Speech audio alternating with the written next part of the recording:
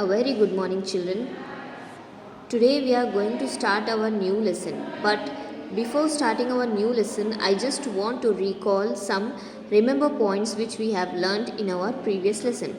So, in our previous lesson, we have learned that our country can be divided into 5 different physical regions. हमारा मुल्क 5 हिस्सों में 5 अलग हिस्सों में तकसीम किया जा सकता है.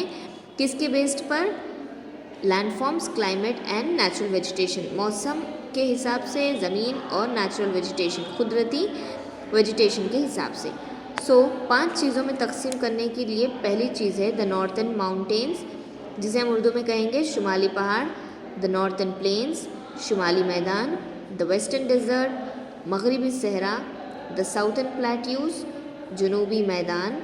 The coastal plains and the islands.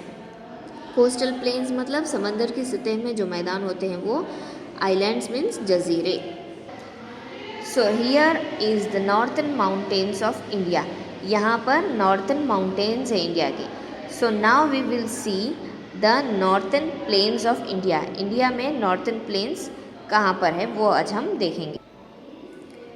The northern plains. The northern plains are the largest stretch of land in India. The northern plains are the largest stretch. Stretch means खींचना. तो लंबी खींची हुई ये ज़मीन है, फ्लैट एंड लेवल मतलब एकदम फ्लैट और लेवल है इंडिया में. The northern plains lies to the south of the Himalaya. Himalaya के साउथ में मतलब हिमालय यहाँ पर है तो उसके साउथ में नॉर्थन प्लेन्स यहाँ पर आप देख सकते हैं. They extend over 2,500 kilometers in length from Punjab in the west to Assam in the east. तो यहाँ पर पंजाब से वेस्ट से आसम तक, ईस्ट में आसम तक यहाँ पर ये स्ट्रेच की हुई लैंड जो दिख रही है आपको, फ्लैट एंड लेवल लैंड, यही है. So it is a flat and level region which covers the state of Punjab. ये एक फ्लैट और लेवल रीजन है जो कि कवर कर रही है पंजाब को, Haryana, Uttar Pradesh, Bihar, West Bengal and some parts of Assam. Assam के भी कुछ हिस्सों तक ये पूरा कवर कर रही है. ये ज़मीन जो प्लेन्स है वो यहाँ तक कवर कर रही है. The width of the area varies from 150 to 300 kilometres. और इसकी चौड़ाई कितनी है? इसकी पूरी चौड़ाई कितनी है? 150 to 300 किलोमीटर्स तक है. Many rivers originating in the Himalaya mountain flow through the northern plains. इसमें कई सारे रिवर्स ओरिजिनेट हो रहे हैं, शुरू हो रहे हैं through the Himalaya mountain. Himalaya mountain से कई सारे रिवर्स यहाँ से फ्लो होते हुए जा रहे हैं. These rivers carry water throughout the year. और ये पानी लेकर आते हैं थ्रू आउट द ईयर, पूरे साल भर ये नदी में से पानी जाता है. They also bring with them broken pieces of rocks. ये अपने साथ ब्रोकन पीसेस ऑफ रॉक, पहाड़ों के टूटे हुए टुकड़े भी अपने साथ लेकर आते हैं. सैंड, रेती एंड सिल्ट. और सिल्ट भी. Silt is nothing but mud, कीचड़ या फिर क्ले और स्मॉल रॉक्स को जो कि रिवर में डिपॉजिट होते हैं, रिवर में जमा हो जाते हैं, उसे हम कहेंगे सिल्ट. तो ये सब चीज़ें किसके साथ आती हैं? They also bring with them broken pieces of rock, sand and silt. ये सब चीज़ें कौन लेकर आ रहे हैं? The reverse which flow through the mountains. The fine silt deposited along the river banks is called alluvium. जो फाइन सिल्ट है, जो फाइन मतलब बहुत ही बारीक और जो साफ़ होती है, मड और या फिर क्ले, वो जो डिपॉजिट हो रही है रिवर बैंक्स में, जो नदियों में जम रही है, उसे क्या कहते हैं? Alluvium. Alluvial soil is good, very good for crops. और अलुवियल सॉइल बहुत अच्छी फसल के लिए, अलुवियल सॉइल बहुत ही अच्छी है. The area watered by a river and its tributaries is called its basin. Area जिसमें रिवर्स के थ्रू पानी आ रहा है एंड इट्स ट्रिब्यूटरीज. ट्रिब्यूटरीज मतलब a natural water stream that flows into a larger river or other body of water.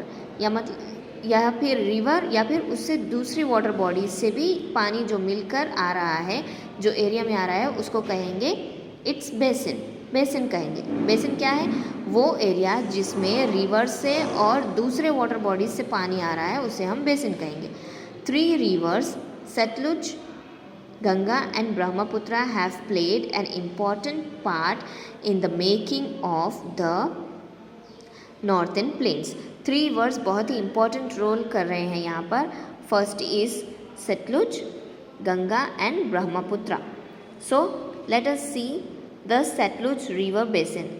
Sutlej river कहाँ पर है वो हम देखेंगे।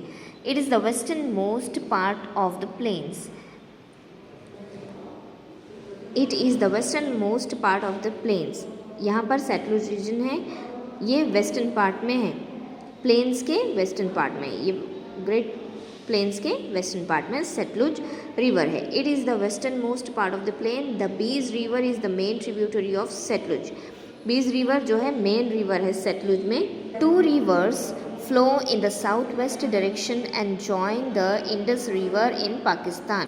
यहाँ Indus, Sutlej and Indus river join हो रहे हैं और यहाँ पाकिस्तान में ये जॉइन हो रहे हैं। The major states in the Sutlej basin are. Sutlej basin में मेजर स्टेट्स कौन से हैं? पंजाब एंड हरियाणा।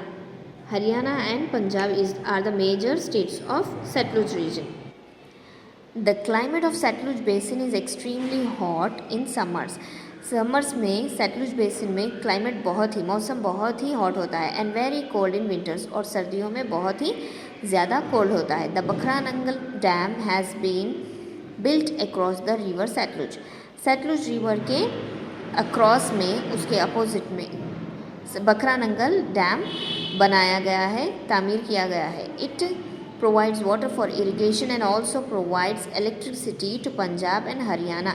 जिस डैम, ये बकरानंगल डैम की वजह से लोगों को इरिगेशन के लिए, खेती बाड़ी के लिए, आबपाशी के लिए पानी भी मिल रहा है and it also provides electricity, और यही डैम की वजह से इलेक्ट्रिसिटी भी मिल रही है। कहाँ के लोगों को? पंजाब और हरियाणा के लोगों को।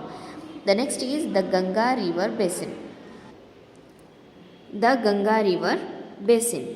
Now we will see. The Ganga is the main river in the northern plains. Northern plains में गंगा रिवर बहुत ही अहम है। It originates, ये शुरू हो रही है as a stream, एक झरने की तरह ये शुरू हो रही है, called भागीरथा, और उस झरने का नाम है भागीरथा, from